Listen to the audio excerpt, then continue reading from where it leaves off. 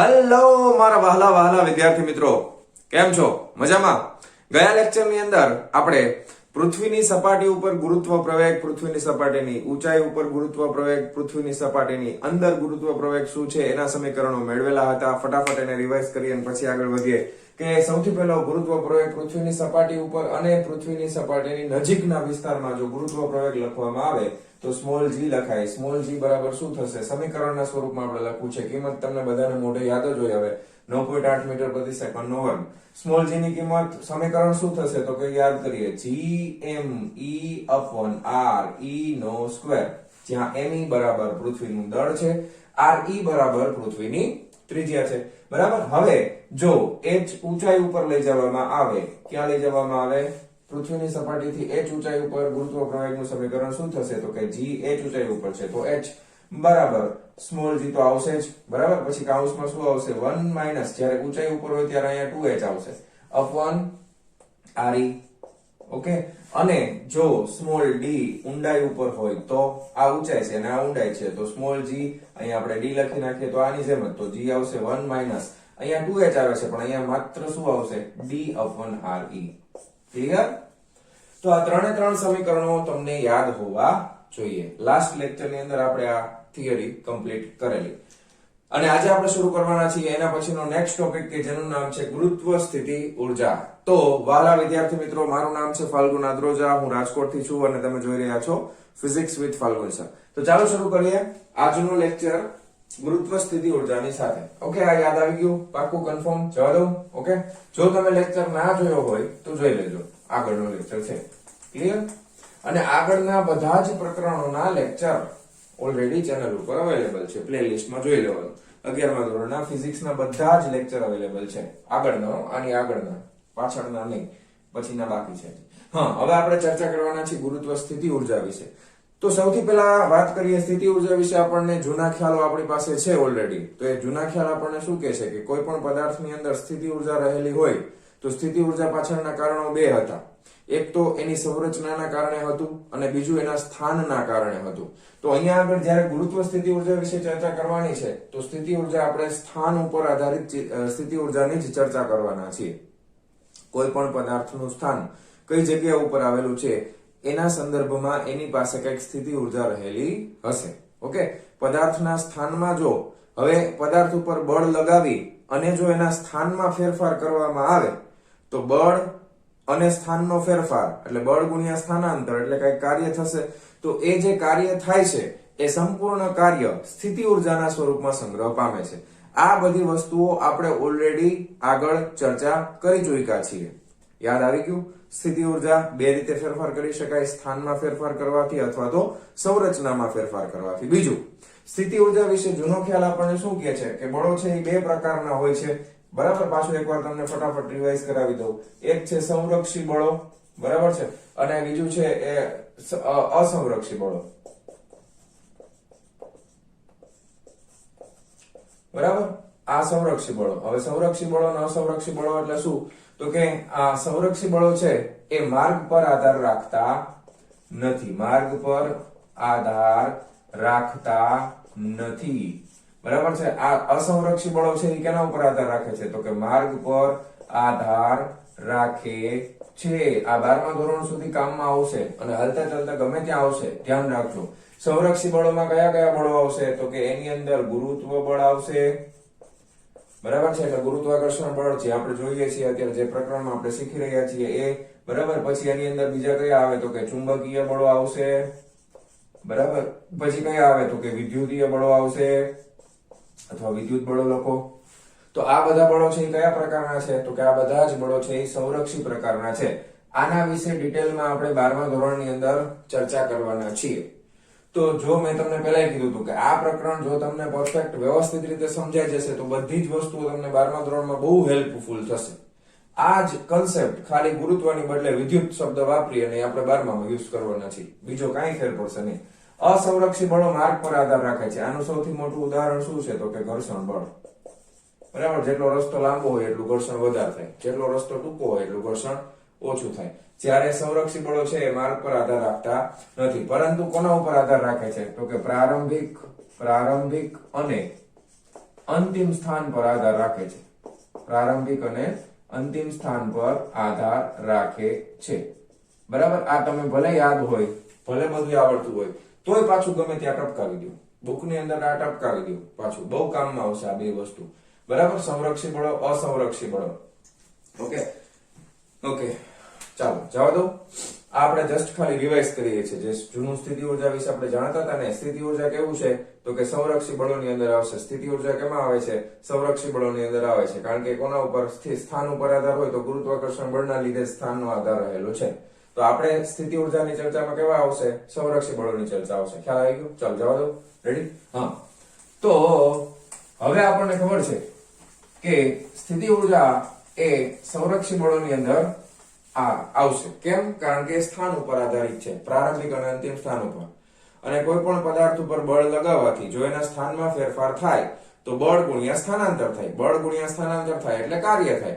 તો કાર્યનું રૂપાંતર, સ્થિતિ ઉર્જાનું રૂપાંતર કેમાં થઈ ગયું કહેવાય? કાર્યમાં થઈ ગયું કહેવાય. અથવા તો તમે એમ પણ કહી શકો કે કાર્યનો સંગ્રહ કેમાં થાય છે? તો કે સ્થિતિ ઉર્જાના સ્વરૂપમાં થાય છે. બે વસ્તુ એકની એક જ છે. ખ્યાલ આવી ગયો? હવે આપણે ચર્ચા કરીએ જેના વિશે આપણે જાણીએ છીએ. દાખલા તરીકે આપણી પૃથ્વી છે એ ગોળ ધારી લઈએ આપણે અત્યારે. આ આપણી પૃથ્વી છે. બરાબર. આ આપણી પૃથ્વી છે. આ પૃથ્વીનું કેન્દ્ર છે. આ શું છે? તો કે ભાઈ આ પૃથ્વી છે. હવે આપણને ખબર છે કે પૃથ્વીની સપાટીથી નજીકના બિંદુઓ માટે કેવા બિંદુઓ લેવાના? તો કે જો ખાસ ધ્યાન આપો, શરતો ખાસ યાદ રાખવાની. પૃથ્વીની ત્રિજ્યા છે આરી. તો પૃથ્વીની સપાટીથી ઊંચાઈ ઉપર આપણે જઈએ, પણ એ ઊંચાઈ છે, ઊંચાઈ એ ખૂબ જ સૂક્ષ્મ હોય. કોના કરતા? તો કે પૃથ્વીની ત્રિજ્યાની સાપેક્ષમાં ઘણી નાની ઊંચાઈ હોય. તો આવા બધા જ કિસ્સાઓ માટે આપણે ગુરુત્વ પ્રવેગ, બરાબર છે, ગુરુત્વ પ્રવેગ સ્મોલ g નું મૂલ્ય કેવું ધારી લીધું છે? અચળ લઈ લઈએ છીએ. બરાબર. ને એ કેટલું લઈએ છે? તો એ ખબર છે 9.8 મીટર પ્રતિ સેકન્ડનો વર્ગ. ક્લિયર? આપણે કોઈ પણ અત્યાર સુધી જેટલા દાખલા કર્યા આ ચેપ્ટર ના પહેલાના, બરાબર, જેટલા પણ દાખલા કર્યા એમાં બધામાં ગુરુત્વ પ્રયોગનું મૂલ્ય આપણે કાં તો 9.8 લેતા, કાં તો 10 તો સરળતા ખાતર લેતા. બાકી જનરલી કેટલું લેવાનું હોય?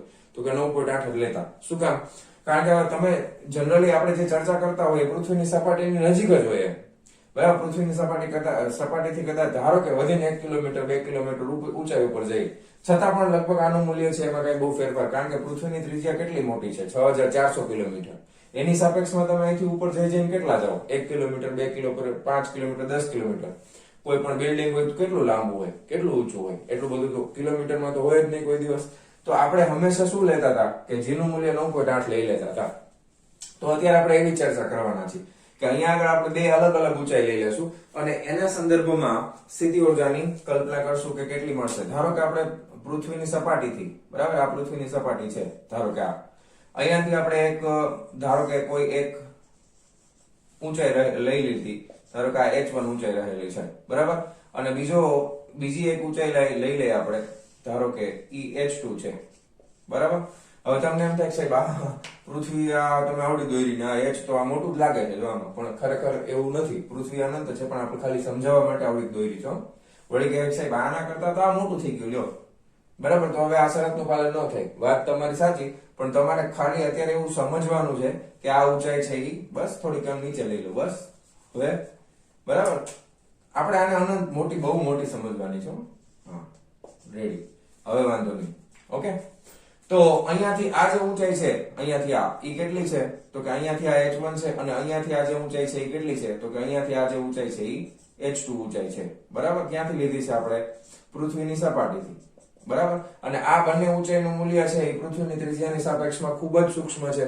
તો આ બંને કેસની અંદર આ જગ્યા ઉપર, આ લોકેશન ઉપર જો કોઈ દળ એમ રાખવામાં આવે, બરાબર, કોઈ એક દળ એમ વિચારવામાં આવે તો એના ઉપર કેટલું બળ લાગતું હશે પૃથ્વીના ગુરુત્વાકર્ષણ બળને કારણે? તો કે F બરાબર mg લઈએ છીએ ને આપણે. F બરાબર શું લઈએ છીએ? mg. તો હવે તમે જસ્ટ કલ્પના કરો, વિચારો કે આના બે અલગ અલગ સ્થાન છે. તો અહીંયાથી કોઈ m દળના પદાર્થને આપણે h1 ઊંચાઈએથી h2 ઊંચાઈએ લઈ જવો છે, બરાબર છે. અહીંયા આગળ શું છે? તો કે અહીંયા આગળ એક m દળનો પદાર્થ છે. ઈ m દળના પદાર્થને હું ક્યાંથી ક્યાં લઈ જાઉં છું? તો કે h1 ઊંચાઈએથી h2 ઊંચાઈએ લઈ જાઉં છું. ક્યાંથી ક્યાં લઈ જાઉં છું? h1 ઊંચાઈએથી h2 ઊંચાઈ ઉપર હું લઈ જાઉં છું. તો પદાર્થનું પહેલા તો યાદ કરો કે H1 થી H2 ઉપર લઈ જઈએ તો પદાર્થ કેટલું સ્થાનાંતર કરે તો કે ક્યાં લઈ ગયા H2 પાસે, બરાબર. ક્યાંથી તો કે H1 ઊંચાઈથી H2, તો H2 H1 કરીએ તો આ જે કંઈ પણ આવશે એ શું આવશે? H2 H1. આ પદાર્થે કરેલું શું આવે? સ્થાનાંતર આવે ને. કેટલું સ્થાનાંતર થયું? H2 H1 જેટલું. ઓકે, ચાલો, બહુ સરસ, વેરી ગુડ, ખ્યાલ આવી ગયો. કેટલું દળ છે પદાર્થનું? દળ કેટલું છે તો કે ભાઈ પદાર્થનું જે દળ છે ને એ દળ m છે. ખ્યાલ આવ્યો? ઓકે, હવે તમે ધ્યાન આપો કે અહીંયાથી અહીંયા સુધી લઈ જાય તો m દળના પદાર્થ ઉપર ગુરુત્વાકર્ષણ બળ ના કારણે લાગતું બળ કેટલું હોય તો કે F બરાબર mg જેટલું. બળ કેટલું લાગે? m દળના પદાર્થ પર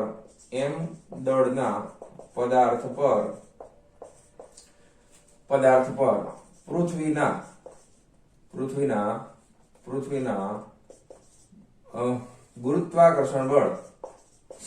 ગુરુત્વાકર્ષણ બળ ના કારણે લાગતું પૃથ્વીના ગુરુત્વાકર્ષણ બળનું મૂલ્ય. બસ એટલું જ લખવાનું છે. પૃથ્વીના ગુરુત્વાકર્ષણ બળનું મૂલ્ય બરાબર છે. કેટલું બળ લાગે એના ઉપર? F બરાબર mg. લાગે કે નહીં? તો બળ તો થઈ ગયું F બરાબર mg. તમારી પાસે બે વસ્તુ છે, બળ પણ છે અને સ્થાનાંતર પણ છે. m દળના પદાર્થ પર પૃથ્વીના ગુરુત્વાકર્ષણ બળનું મૂલ્ય, એના ઉપર કેટલું બળ લાગે છે? ગુરુત્વાકર્ષણ ના કારણે લાગતું બળ. બસ આમ. હવે આ વાક્ય બરોબર લાગશે. m દળના પદાર્થ પર પૃથ્વીના ગુરુત્વાકર્ષણ ના કારણે લાગતું બળ F બરાબર કેટલું થઈ જશે? mg. તો હવે હું તમને એમ કહું કે આ 1 થી 2 સુધી લઈ ગયા ને તમે, આ લોકેશન છે અને આપણે નંબર 1 આપી દઈએ, પછી આ લોકેશન છે નંબર 2 આપી દઈએ, તો તમે ક્યાંથી ક્યાં લઈ ગયા? 1 થી 2 સુધી. તો કાર્ય આપણે આમ લખી નાખીએ, W 1 થી 2 સુધી. કાર્ય બરાબર શું થાય તો કે બળ ગુણ્યા સ્થાનાંતર થાય. તો કે બળ ગુણ્યા સ્થાનાંતર, બળ F બરાબર કેટલું છે? mg. સ્થાનાંતર કેટલું છે તો કે H2 H1.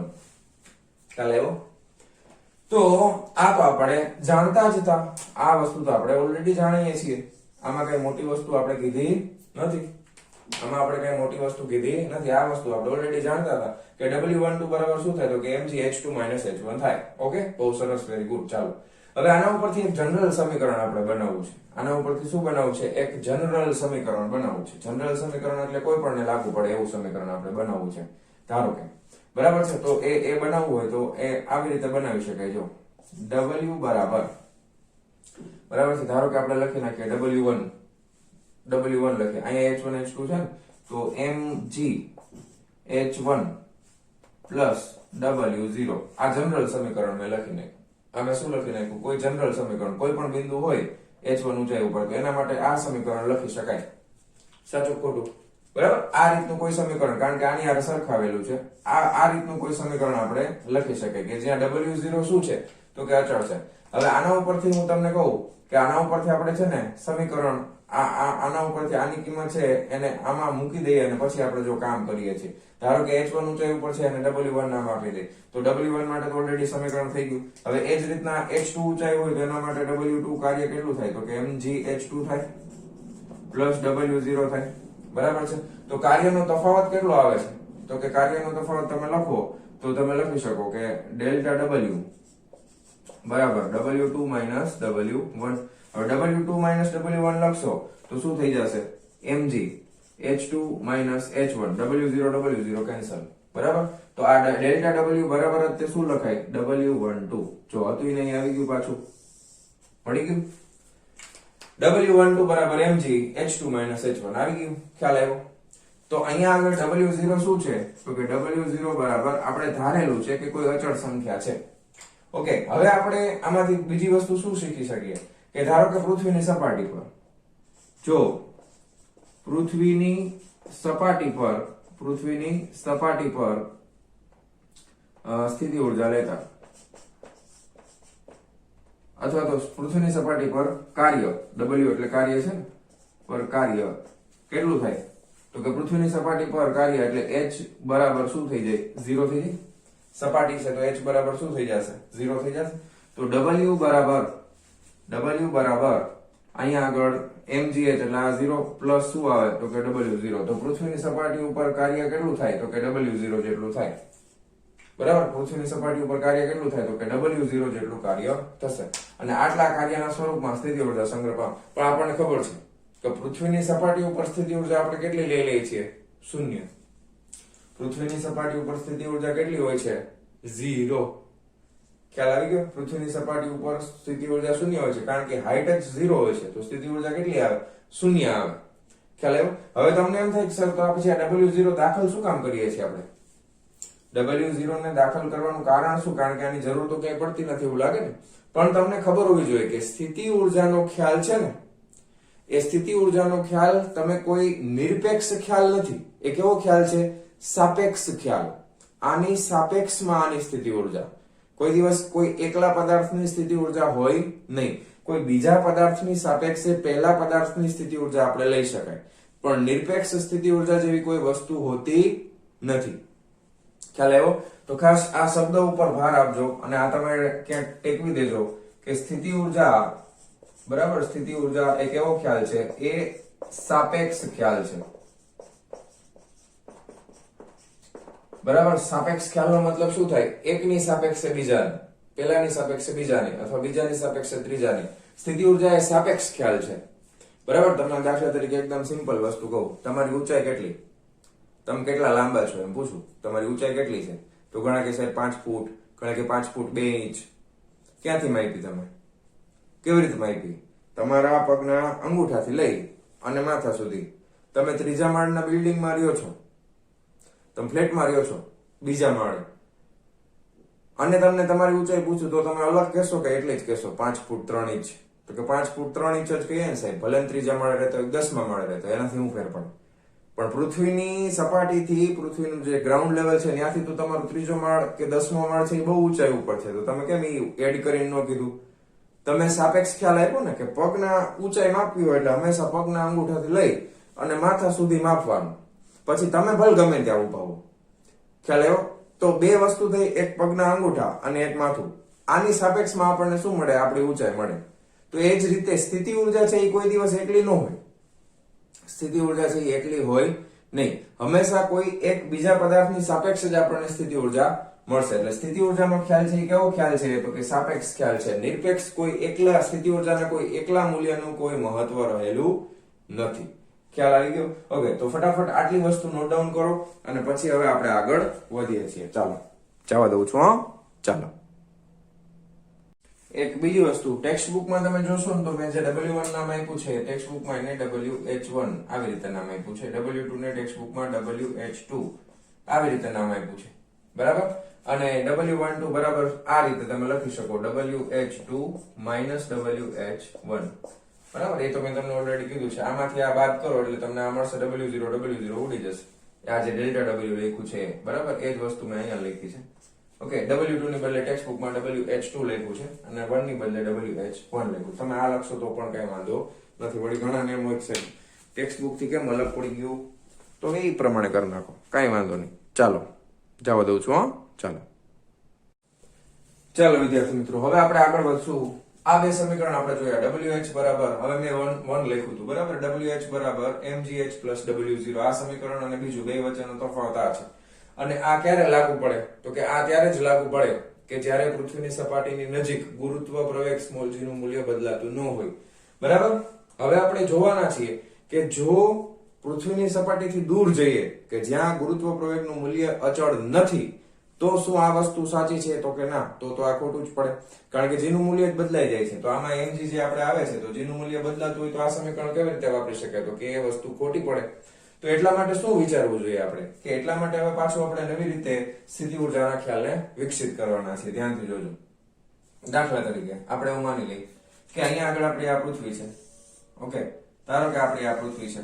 હવે આ પૃથ્વીની ત્રિજ્યા આપણને ખબર છે આ છે. હવે આપણે અહીંયા આગળ બે અલગ અલગ બિંદુઓ લઈ લઈએ છીએ. ધારો કે એક આ અંતર છે, ધારો કે આ R1 અંતર છે, અહીંયાથી આ બરાબર, આ અંતર છે એ કેટલું છે? તો કે R1. અને અહીંયાથી એક હજી એક બીજું બિંદુ લઈ લઈએ, આ R2 બરાબર. R2 કેટલું અંતર છે? તો કે અહીંયાથી આ R2 અંતર છે બરાબર. આ મેં ક્યાંથી લીધું છે? ધ્યાન આપજો, પૃથ્વીની સપાટીથી નથી લીધું, પૃથ્વીના કેન્દ્રથી લીધું છે. ધ્યાન આપજો. બેયમાં પેલો તફાવત આ. આગળની થિયરીમાં આપણે અહીંયાથી લીધું હતું. અહીંયા આપણે ક્યાંથી લીધું છે? પૃથ્વીના કેન્દ્રથી. બરાબર. આપણે એવું ધારી લઈએ છે ને પૃથ્વી ગોળ છે, પૃથ્વીનું સમગ્ર દળ છે એના કેન્દ્ર ઉપર કેન્દ્રિત થયેલું છે.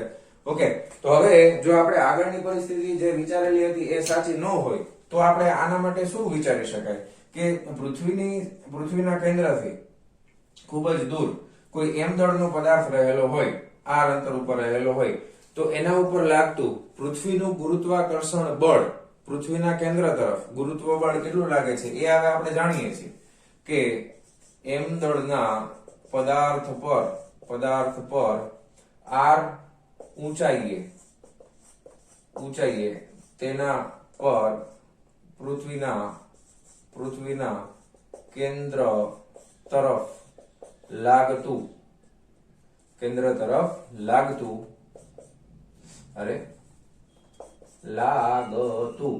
ગુરુત્વ બળ. હવે આ આપણને ખબર જ છે ને F બરાબર કેવી રીતે લખી શકાય તો કે G M me upon r².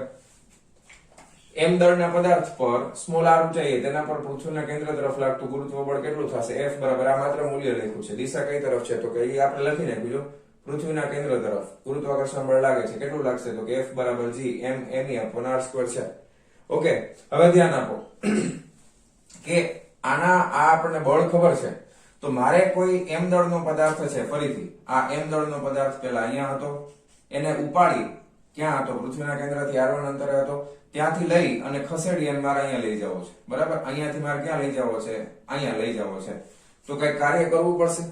તો એ કાર્ય છે એ આપણે સંકલનના સ્વરૂપમાં લખી શકશું. કયા સ્વરૂપમાં લખવાના છે? સંકલનના સ્વરૂપમાં. સંકલન આવડતું હોવું જોઈએ. એકદમ સિમ્પલ છે. જો ન આવડે ચિંતા ન કરતા, હું છું ને સમજાવી દઉં છું હમણાં. જો તમે એમ દળના પદાર્થને અહીંયાથી અહીંયા લઈ જાઓ છો તો પહેલી વસ્તુ તમે જો ઉર્ધ્વ દિશામાં લઈ જાઓ છો. ટેક્સ્ટબુકમાં એક મિસ્ટેક છે. એ શું મિસ્ટેક છે એ તમને સમજાવું. અહીંયા આગળ તમે જોઈ શકો છો r2 મોટું છે અને r1 નાનું છે. ટેક્સ્ટબુકમાં ઊંધું લખ્યું છે, એ સુધારી નાખજો. r1 is greater than r2 લખ્યું છે. એ પહેલી ભૂલ છે ટેક્સ્ટબુકની.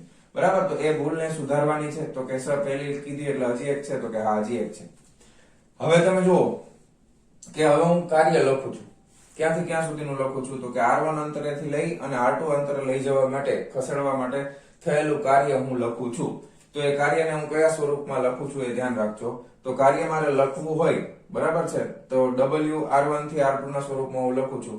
તો એ કાર્ય હું લખીશ તો સંકલનના સ્વરૂપમાં. ક્યાંથી ક્યાં લઈ જવું છે તો કે પહેલા r1 અંતરે હતું, ત્યાંથી r2 અંતરે, તો લિમિટ મૂકી દીધી. બરાબર. કાર્ય એટલે શું થાય તો કે બળ ગુણ્યા સ્થાનાંતર થાય. કાર્ય એટલે શું થાય તો કે બળ ગુણ્યા સ્થાનાંતર થાય. તો કે બળ મારી પાસે છે તો કે બળ કેટલું છે તો કે G M me upon r². અને સ્થાનાંતર કેવું તો કે સૂક્ષ્મ એવું સ્થાનાંતર કરાવીએ છીએ આપણે. તો સૂક્ષ્મ એવું સ્થાનાંતર કરીએ તો જ સંકલન થાય ને. તો આપણે લખી નાખશું dr અને આ સંકલન કરીએ તો આપણને પૂરેપૂરું કાર્ય મળશે. બરાબર. ક્યાંથી ક્યાં સુધીનું? r1 થી લઈ અને r2 સુધી લઈ જવા પાછળનું પૂરેપૂરું કાર્ય છે એ આપણને મળી જશે. ક્યાંથી ક્યાં લઈ ગયા? 1 થી 2. એટલે અહીંયા તમારે મૂકી દેવાનું 1 2. જે પ્રમાણે આમાં મૂક્યું છે એ પ્રમાણે જ અહીંયા મૂકવાનું છે. કઈ વાંધો નથી. હવે જો બીજી વસ્તુ, ટેક્સ્ટબુકમાં બીજી ભૂલ શું છે? આ ટેક્સ્ટબુકમાં બાય મિસ્ટેક, ભૂલથી પ્રિન્ટિંગ મિસ્ટેક છે, સ્મોલ m નથી લખ્યું આ સમીકરણ. બરાબર. તો આ પહેલી ભૂલ, આ બીજી ભૂલ સુધારી નાખજો ટેક્સ્ટબુકમાં. બરાબર. એટલે પછી તમને પ્રોબ્લેમ ના થાય સર આમાં આવું આમ અચાનક ક્યાંથી? પેલા આમાં સૂત્રમાં નથી, વળી નીચે આવી જાય, સીધે સીધું ટપકી પડશે. તમને એમ થાય સર ક્યાંથી આવ્યું? બરાબર ને? હા. તો હવે આમાં અચળ વસ્તુ કઈ કઈ છે તો કે g અચળ, તો કે બહાર કાઢ લ્યો. સ્મોલ m અચળ, પૃથ્વીનું દળ અચળ. તો વધ્યું શું અંદર? ખાલી અંદર તો આ જ વધ્યું r1 થી r2 1/r² dr. બરાબર. કે 1/x² નું સંકલન -1/x થાય. શું કામ થાય એ હું તમને અહીંયા જો બધા સ્ટેપ નથી લખતો, અહીંયા અલગથી સમજાવીને પછી પૂછી નાખું છું. તો એ તમે જોઈ લેજો ફટાફટ કેવી રીતે થાય સંકલન. તો સંકલન x⁻n dx હોય તો શું થાય તો કે ઘાત 1 વધે ને ટોટલી ઘાત ક્યાં આવે? છેદમાં. ખબર છે? હવે આ 1/r² છે તો અહીંયા હું આવી રીતે લખી શકું, r ને ઉપર લઈ જાય એટલે -2 ઘાત dr. બરાબર. તો આની ઘાત 1 વધે એટલે -2 + 1 ને બધી ઘાત છેદમાં -2 + 1 એટલે આ કેટલું થઈ ગયું? r ની -1 ઘાત ના છેદમાં -1 એટલે r ની -1 ઘાત એટલે આ માઈનસ ને આગળ લઈ લ્યો અને 1/r થઈ ગયું. સમજાઈ ગયા સ્ટેપ? આ રીતે છે r સ્ક્વેર ને ઉપર લઈ જાવ એટલે r ની -2 ઘાત થાય સંકલન નો નિયમ ઘાતક વધે ને ટોટલી ઘાત છેદમાં બરાબર એટલે આ -1/r આવે એમાંથી માઈનસ ને હું બહાર કાઢી લઉં છું ઓકે ખ્યાલ આવી ગયો તમને રેડી હાલો આ સ્ટેપ નો યાદ હોય તો લખી લેજો સંકલનના વિડિયો પણ ઓલરેડી ચેનલ ઉપર છે તમે જોવો હોય તો જોઈ લેજો પાછો રિવાઇઝ કરવા માટે તો હવે અહીંયા ધ્યાન આપો આનું સંકલન આ રીતે લખી શકાય g m m e હવે આનું સંકલન થાય છે -1/r અને અહીંયા લિમિટ છે r1 થી r2 હવે જો એક બીજી વસ્તુ આ રીતના હોય ને કૌંસમાં માઈનસ અહીંયા લિમિટ તમે મૂકશો એટલે પહેલા તમે r2 મૂકશો પછી તમે r1 મૂકશો ના માઈનસ છે ઓલરેડી તો આના કરતા એક શોર્ટકટ વપરાય આ માઈનસ ને પહેલા બહાર કાઢી લેવાય બરાબર એટલે -g m m e કરી લેવાય અને પછી અહીંયા કૌંસમાંથી માઈનસ કાઢી નાખ્યું બરાબર બહાર ઓલરેડી તો પછી હવે 1/r જ વધશે પછી તમે તમારી લિમિટ નથી બદલાવાની r1 થી r2 આમ કરો તો પણ વાંધો નથી હવે શું થઈ જશે ફાઇનલી જવાબ શું મળશે આપણને મળશે w12 બરાબર આ minus g small m m e અંદર શું આવી જશે પહેલા r2 મૂકો તો 1/r2 માઈનસ પછી r1 મૂકો આ રીતે તો આવો આપણને કઈક જવાબ મળે છે w12 બરાબર -gm me 1/r2 1/r1 ખ્યાલ આવી ગયો ક્લિયર ઓકે કઈ વાંધો કોઈ પ્રોબ્લેમ નથી ને પરફેક્ટ રેડી ચાલો તો આ રીતે લખી શકાય અથવા તો તમને એમ થાય કે સર આ માઈનસ કોમન નથી કાઢવાનું પછી આપણે લિમિટ મૂકવી છે તો પણ મૂકો કાંઈ વાંધો નથી જવાબ આનો જ આવશે માઈનસ કોમન કાઢ લેશો એટલે પાછું આ જ આવી જાય ખ્યાલ આવી ગયો તમને ઓકે હવે તમે પાછું જો આગળની થિયરીમાં કર્યું તો એ જ પ્રમાણે આ કાર્ય છે કયા સ્વરૂપમાં સ્ટોર થાય છે તો કે સ્થિતિ ઊર્જાના સ્વરૂપમાં સ્ટોર થાય છે હવે મારે કોઈ જનરલ સમીકરણ લખવું છે કે આ જો અહીંયા આગળ કેમ આપણે કેમ અહીંયા h2 ને h1 માટે લખ્યું હતું બરાબર ને અહીંયા r2 ને r1 માટે છે તો આવું જ કઈક સમીકરણ આ મેં એટલા માટે જ રાખ્યા તમને એમ થાય કે સર આ કેમ રાખ્યા છે તો કે આને મારે આની યાર સરખાવવાના છે એટલા માટે રાખ્યા છે પાછા લખ્યા છે ટેક્સ્ટ બુકમાં તો ઓલરેડી લખેલા જ હોય ઉપર હવે જો આને છે ને આની યારે આને તમે આની યારે સરખાવી દો બરાબર તો હવે મારે જનરલ સમીકરણ હવે આવું લખવું છે આના માટે તો એ કેવી રીતે લખી શકાય તો કે આમાં h ઊંચાઈ હતી તો અહીંયા આગળ આપણે સ્થાન r છે એટલે કૌંસમાં r લખી નાખીએ બરાબર તો આ માઈનસ આ g m m e ના છેદમાં r થઈ ગયું કારણ કે અહીંયા 1/r2 1/r1 છે ને તો અહીંયા ખાલી r લખી નાખો કાઈ વાંધો ન આવે કાઈ પ્રોબ્લેમ થાય નહીં હવે તમને એમ થાય કે સર આ સમીકરણ સાચું છે કે ખોટું પ્લસ હજી જો આમાં કેમ આપણે w0 કર્યું કે નહીં તો એવી રીતે આમાં પણ આપણે કઈક અચળને દાખલ કરવો પડશે તો અહીંયા આગળ અચળ તમે અચળ કોઈ પણ લઈ શકો પણ ટેક્સ્ટ બુકમાં અહીંયા w1 લખ્યું છે તો આપણે w1 લખીએ તમને એમ ન થાય કે સર તમે કેમ અલગ લખો છો એટલા માટે w1 બાકી આ ગોખવાનું જો અમુક વસ્તુ ગોખવાનું ન હોય આવી કન્સેપ્ટ યાદ રાખવાનો બરાબર હા હવે આ w1 લખીને કઈ વાંધો નથી હવે તમે છે ને એક કામ કરી ટેક્સ્ટ બુકમાં ભલે સ્ટેપ નો લખ્યો આપણે લખીએ બરાબર પહેલા આપણે 1 માટે લખીએ પછી 2 માટે લખીએ પછી 2 - 1 કરશું તો 1 2 મળી જાય તો પહેલા આપણે લખી નાખીએ w2 ફોર એક્ઝામ્પલ બીજા નંબરનો એટલે એ r2 માટે છે એટલે અહીંયા આપણે wr2 લખીએ બરાબર તો -gm me અહીંયા થઈ ગયું r2 પ્લસ w2 2 નંબર માટે છે એટલે પછી r1 માટે લખીએ તો આ થઈ જશે -gm me upon r1 plus w1 થઈ જશે બરાબર પછી આપણે 1 2 કરવું છે ને તો w12 બરાબર શું આવે આની જેમ જ લખો જો wh2 એટલે wr2 માઈનસ wh1 એટલે wr1 લખી નાખો તો wr2 માઈનસ wr1 કરો તો બેમાંથી શું કોમન નીકળી જાય તો કે -gm me કોમન નીકળી જાય બરાબર માઈનસ કોમન કાઢી નાખો એટલે અંદર શું વધે કૌંસમાં 1/r2 1/r1 વધે બરાબર અને પ્લસ અહીંયા શું આવી જશે તો કે w1 w2 w અહીંયા w1 જ રાખો ને તો આ અચળાંક છે ઉડી જાય બરાબર અચળાંક છે ઉડાડ કારણ કે અચળાંક તો બેમાં સરખો જ હોય અહીંયા પણ w1 રાખો અહીંયા પણ w1 રાખો તો આ પાછું જે સમીકરણ આપણે જોતું તો એ પાછું આવી ગયું જો હતું એવું ને એવું જો આવી ગયું તો એનો મતલબ એમ કે આ જનરલ સમીકરણ સાચું છે કોઈ પણ પદાર્થ માટે સ્થિતિ ઊર્જા નું સમીકરણ છે કાર્યના સ્વરૂપમાં આ રીતે લખી શકાય કાંઈ પ્રોબ્લેમ થાય નહીં અને આ કાર્યનો સંગ્રહ જ કેમાં થવાનો છે સ્થિતિ ઊર્જાના સ્વરૂપનો હવે એક ખાસ વસ્તુ ધ્યાનથી સમજજો આ સમીકરણ સમજાઈ ગયું કેવી રીતે આવ્યું હવે આ સમીકરણમાં ધ્યાનથી સમજજો જો આ r અંતર છે ઈ અનંત હોય તો શું થાય બરાબર આ સમીકરણ ધારો કે આને આપણે અત્યારે એક નામ આપી દઈએ કે જો સમીકરણ 1 માં r બરાબર અનંત હોય આ શું છે તો કે અનંત છે r અનંત હોય તો શું થાય, તો w ઇન્ફાઇનાઇટ થઈ જાય r ની જગ્યાએ, ઇઝ ઇક્વલ ટુ આ થઈ ગયું 0 થઈ ગયું ને, કારણ કે કોઈ પણ ના છેદમાં અનંત આવે જવાબ શું આવે 0, પ્લસ આ થઈ ગયું w1 થઈ ગયું. તો અનંત અંતરે કોઈ પણ પદાર્થની સ્થિતિ ઊર્જા, કારણ કે સ્થિતિ ઊર્જાના સ્વરૂપમાં જ કાર્ય થાય છે, સ્થિતિ ઊર્જા કેટલી હોય તો કે w1 જેટલી હોય.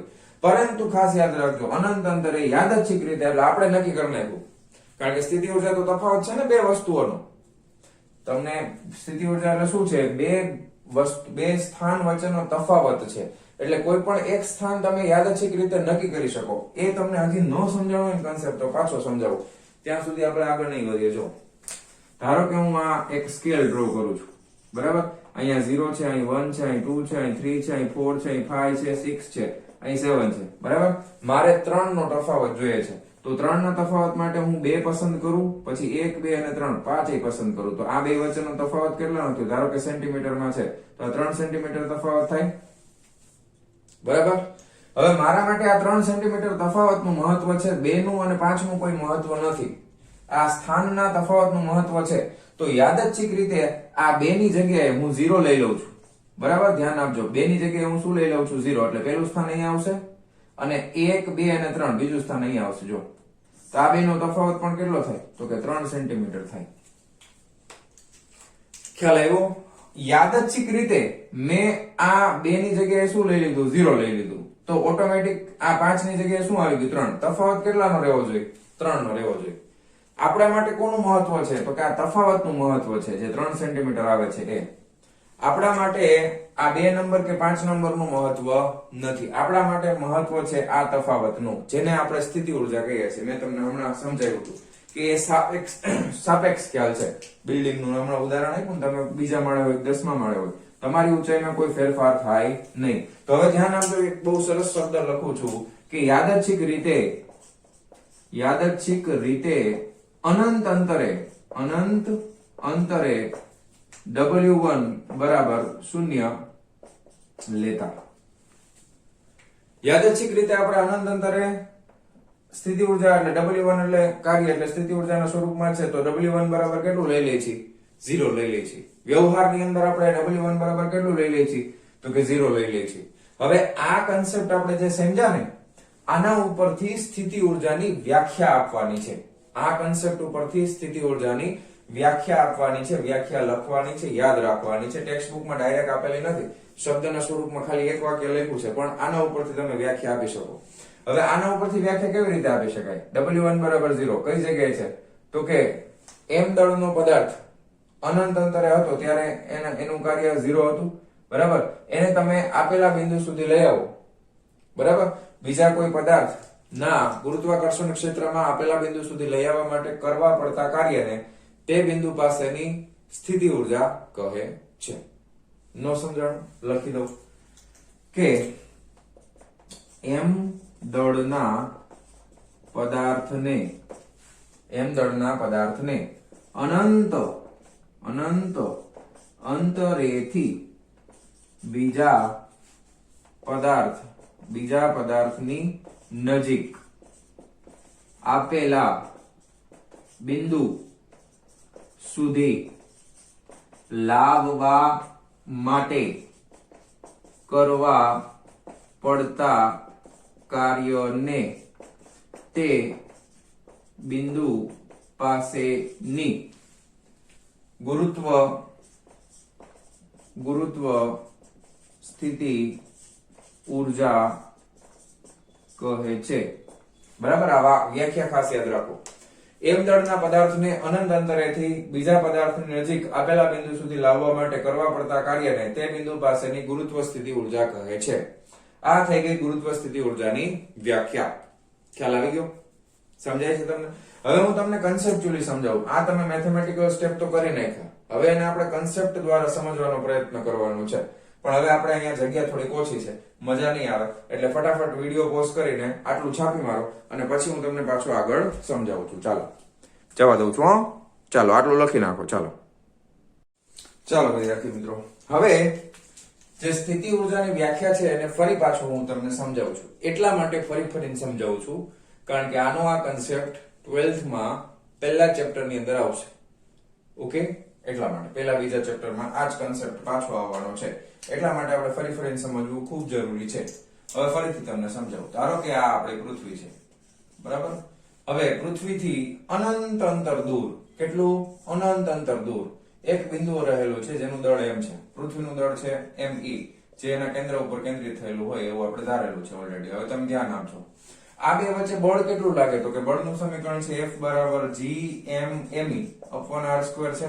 હવે r તો અનંત થઈ ગયું એટલે બળ શૂન્ય લાગે. હવે બળ શૂન્ય લાગતું હોય તો આ જગ્યા ઉપર આના દ્વારા કોઈ પ્રકારનું આકર્ષણ બળ જ નથી લાગતું, તો આની સ્થિતિ ઊર્જા આ જગ્યાએ અનંત અંતરે સ્થિતિ ઊર્જા. હવે સ્થિતિ ઊર્જાની સંજ્ઞા ટેક્સ્ટ બુકમાં v વાપરેલી છે, બરાબર. ખરેખર u વાપરવી જોઈએ પણ v વાપરી છે, આપણે એમાં કઈ ન કરી શકાય.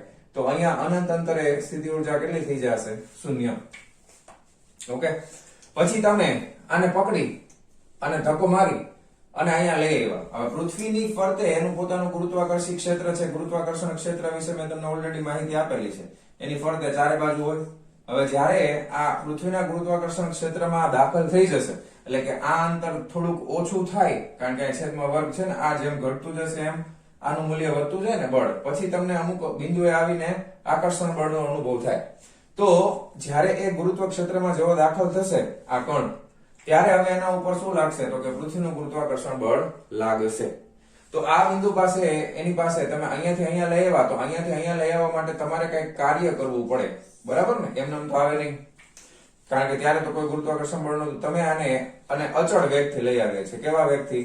અચળ વેગથી લઈ આવીએ છીએ. અને અહીંયાથી અહીંયા આપણે અચળ વેગથી લઈ આવીએ છીએ, કારણ કે જો વેગમાં ફેરફાર થાય તો તમારે ગતિ ઉર્જા પણ ધ્યાનમાં લેવી પડે.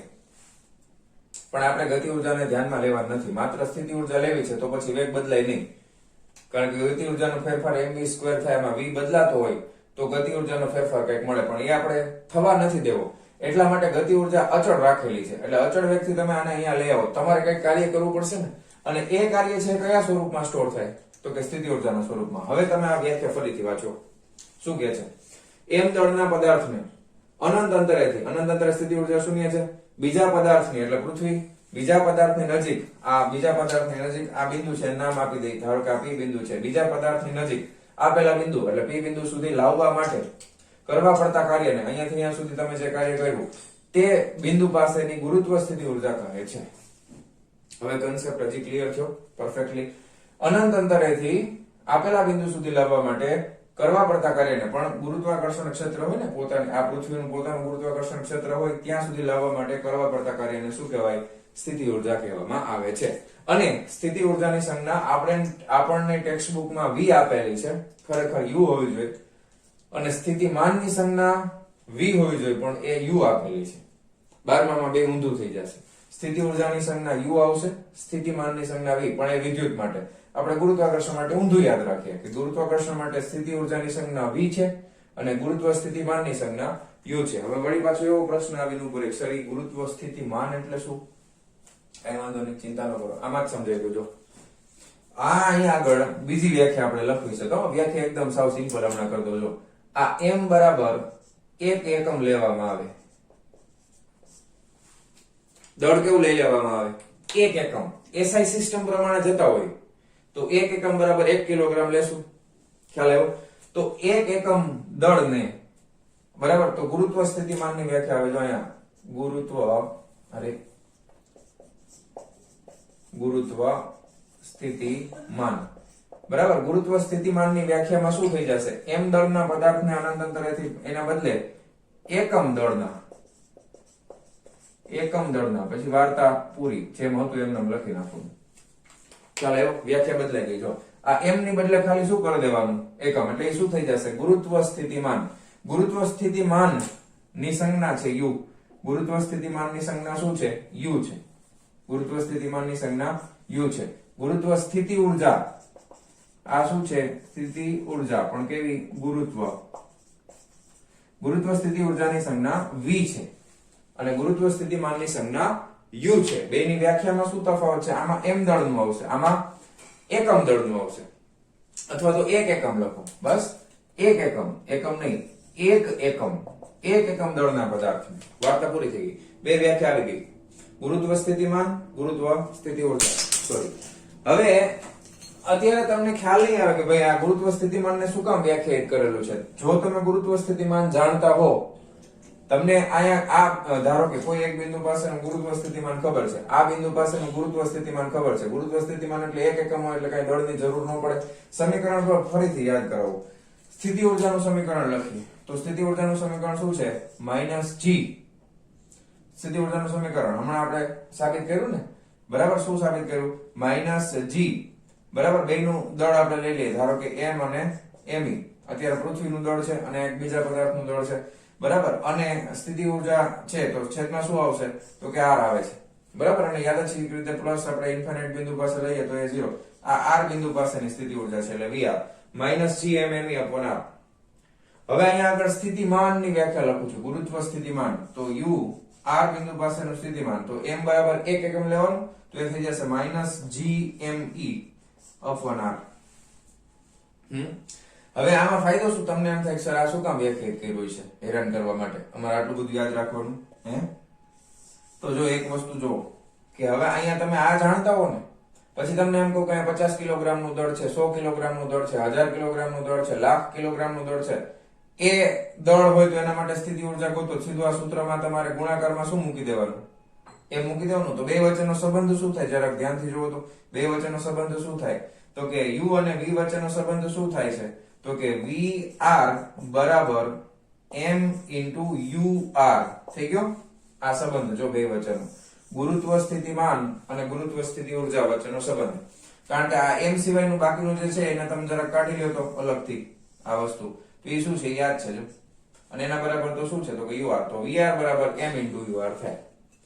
તો તમે જો ur જાણતા હો, પછી તમને એમ કે અહીંયા 50 કિલોગ્રામનો પદાર્થ છે, 100 કિલોગ્રામનો, 1000 કિલોગ્રામનો, લાખ કિલોગ્રામનો, તો એની સ્થિતિ ઉર્જા કેટલી થાય? તો ખાલી તમારે અહીંયા શું મૂકવાનું રહે? જે કંઈ પણ દળ તમને રકમમાં આપ્યું એ અહીંયા મૂકી દેવાનું, બરાબર. એટલે આપણો દાખલો પૂરો થઈ જાય. ખ્યાલ આવી ગયો? તો તમારે આ બે વસ્તુ ખાસ યાદ રાખવાની છે. સ્થિતિ ઉર્જાની વ્યાખ્યા અને ગુરુત્વ સ્થિતિમાનની વ્યાખ્યા, બરાબર. સ્થિતિમાનની વ્યાખ્યામાં ખાલી 1 એકમ આવી જશે m દળની જગ્યાએ, બાકી વ્યાખ્યામાં કોઈ તફાવત છે નહીં. Okay, ready? તો સંજ્ઞા યાદ રાખવાની છે. સ્થિતિ ઉર્જાની સંજ્ઞા, એના માટેનું સમીકરણ. ફાઇનલી આ સમીકરણ આપણે વાપરશું. સ્થિતિમાનનું સમીકરણ, બે વચ્ચેનો સંબંધ, બરાબર. એ બધી જ વસ્તુ. અને ઉર્જા છે તો ઉર્જાનો એકમ શું થાય? જૂલ થાય. ઉર્જાનો એકમ શું થાય? જૂલ થાય. તો સ્થિતિમાનનો એકમ શું થશે? જૂલ પર કિલોગ્રામ, બરાબર ને? કારણ કે આનો એકમ જૂલ છે. આમાંથી એક દળ ઉડાડી દીધું. આમાંથી તમે એક દળને, અથવા તો તમે અહીંયાથી કરો ને ભાઈ, આનો એકમ છે જૂલ, બરાબર. આનો તમારે ગોતવો છે તો આ કિલોગ્રામ ગુણ્યા આનો એકમ તમને ખબર નથી x y z, તો આનો એકમ તમે ધારો કે x ધારી લો તો શું આવ્યું? જૂલના છેદમાં કિલોગ્રામ આવી ગયું. તો સ્થિતિમાનનો એકમ થશે જૂલ પ્રતિ કિલોગ્રામ. ઉર્જાનો એકમ તો સ્થિતિ ઉર્જા હોય, ગતિ ઉર્જા હોય, કોઈ પણ ઉર્જા હોય, શું આવે? જૂલ જ આવે, બરાબર. અને એક બીજી વસ્તુ તમે નોટિસ કરો જો કે સ્થિતિ ઉર્જાના સમીકરણમાં હંમેશા માઇનસ સંજ્ઞા આવશે, એ ભૂલાય નહીં. સ્થિતિ ઉર્જાના સમીકરણમાં અથવા સ્થિતિમાનના સમીકરણમાં હંમેશા માઇનસ સંજ્ઞા આવે છે, બરાબર છે. આપેલા બિંદુ પાસે સ્થિતિ ઉર્જા હંમેશા કેવી હોય છે? ઋણ હોય છે, જે આપણે ઓલરેડી મેથેમેટિકલી પ્રૂફ કરેલું છે, સાબિત કરેલું છે. એટલે ખાસ એ પણ ધ્યાન રાખવાનું, સ્થિતિ ઉર્જામાં હંમેશા સંજ્ઞા માઇનસ આવશે. ક્લિયર? ઓકે. તો મારા વહાલા વિદ્યાર્થી મિત્રો, આજનો આ લેક્ચર આપણે અહીંયા પૂરો કરીએ છીએ. મળીએ છીએ નેક્સ્ટ વિડિયો લેક્ચરમાં અને પછીના ટોપિકની સાથે. ત્યાં સુધી આવજો.